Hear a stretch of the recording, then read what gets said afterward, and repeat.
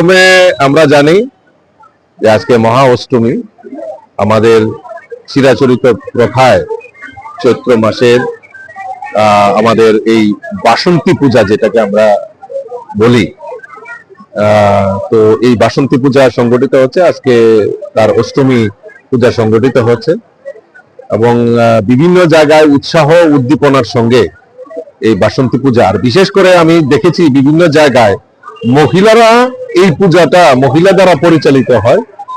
আমি নয় বনমালীপুর এলাকার বিভিন্ন পূজা প্রাঙ্গণে আমি ঘুরে দেখেছি, সব মহিলারা উদ্যোক্তা হয়ে এই পূজার আয়োজন করে থাকেন।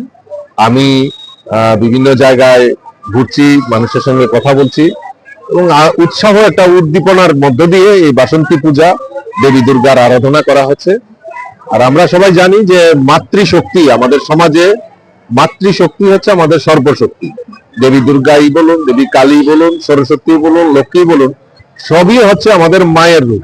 অর্থাৎ আমাদের এই সমাজে মাতৃশক্তিকে আমাদের এটা পূজা এবং মাতৃশক্তিকে সম্মান জানানো, এটা আমাদের পরম্পরা আমাদের চলে আসছে।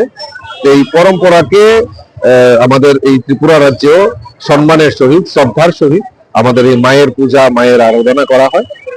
তারও ব্যতিক্রমী নয়। আজকে শতদল সঙ্গে আমি এই প্রাঙ্গণে দাঁড়িয়ে আছি, এখানেও আমাদের মহিলারা মিলে আজকে এই পূজার আয়োজন করেছে।